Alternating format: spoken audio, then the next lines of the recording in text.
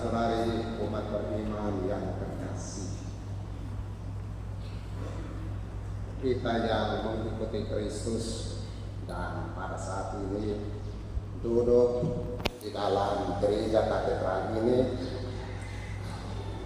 patut mensyukuri panggilan Allah yang luar biasa, diungkapkan dalam bahasa yang menurut ajaran teologi, di dalam Yesus Putra Allah kita menjadi putra putri Allah. Di dalam Yesus Putra Allah kita dijadikan saudara-saudarinya.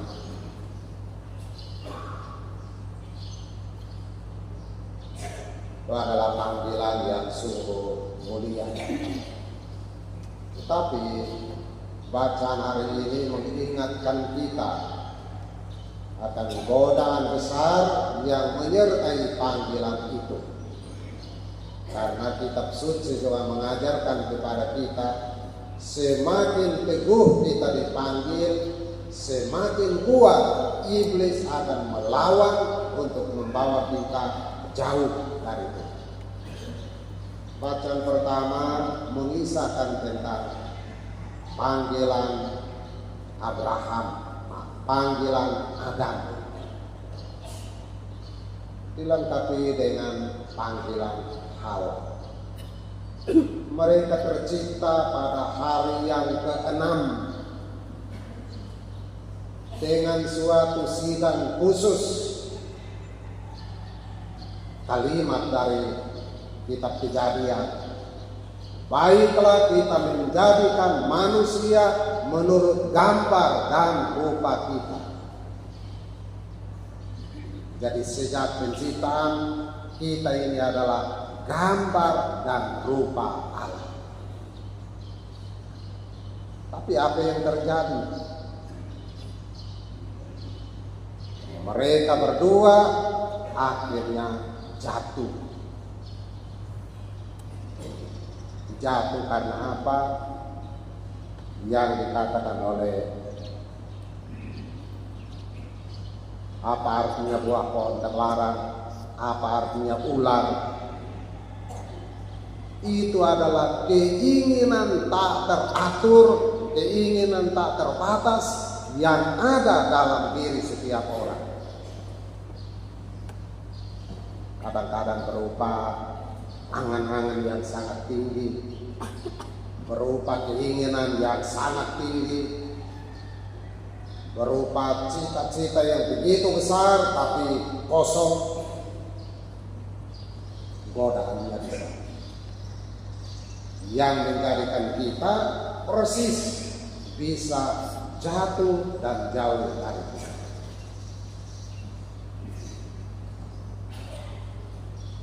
Dalam kejatuhan itu Tuhan tetap menghendaki supaya kita memperoleh kembali jalan keselamatan, dan kita dimungkinkan oleh apa yang dinamakan rahmat, penyelamatan, daya kekuatan dari Yesus Kristus. Untuk mengatasi kejatuhan kita, Tuhan Yesus datang dan justru kita harus menerima Dia kembali dengan iman, harap, dan kasih.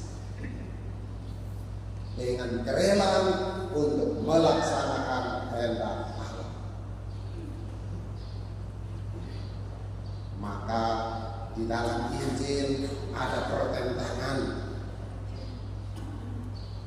Orang-orang yang tidak mengerti berpikir bahwa Yesus tidak waras karena Dia berbicara tentang hal-hal surgawi yang tidak bisa kita terima, yang kita tidak mengerti, dan itu membutuhkan rahmat dari Roh Kudus. Maka di dalam Injil tadi Tuhan Yesus katakan, barang siapa yang menghujat Roh Kudus sama dengan melawan kebenaran bahwa Yesus adalah anak Allah. Yesus itu menghadirkan Allah juru selamat, keselamatan bagi kita, dia sesungguhnya berdosa melawan Roh Kudus. Lalu akhirnya Tuhan Yesus mengatakan, memberi kriteria jelas kepada mereka yang menjadi saudara-saudari dan ibunya. Dia menunjukkan kepada mereka yang duduk sekeliling dia, yang mendengarkan dia,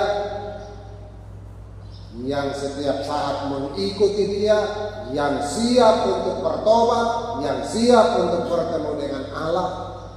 Dia katakan, inilah ibuku, inilah saudara-saudariku, inilah mereka yang siap melaksanakan kehendak Allah.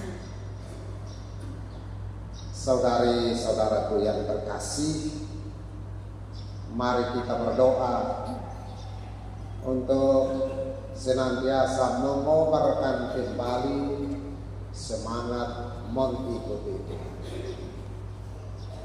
Duduk dan bersimpuh di bawah kaki Tuhan.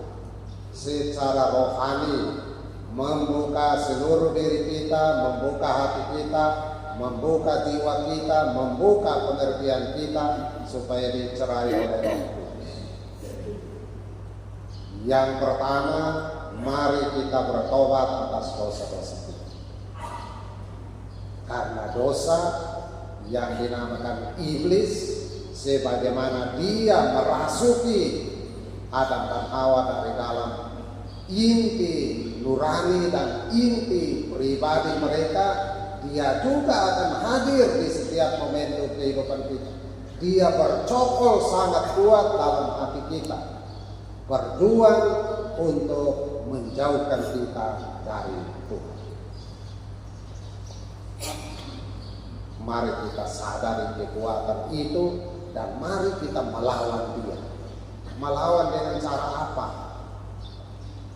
Setia mengikuti Tuhan, setia mendengarkan firman Tuhan, setia membaca kitab suci, setia merenungkannya, setia mengikuti ibadat-ibadat gereja, setia mengikuti kegiatan-kegiatan iman yang mendekatkan kita kepada Tuhan.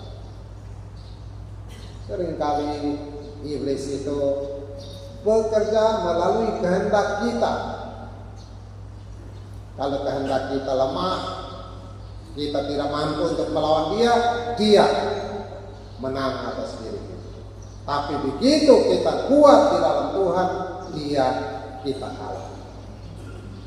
Dengan demikian kita memperkuat panggilan kita sebagai pengikut-pengikut Kristus yang siap sedia mendengarkan firman Allah, merenungkannya dan melaksanakannya dalam kehidupan kita setiap hari.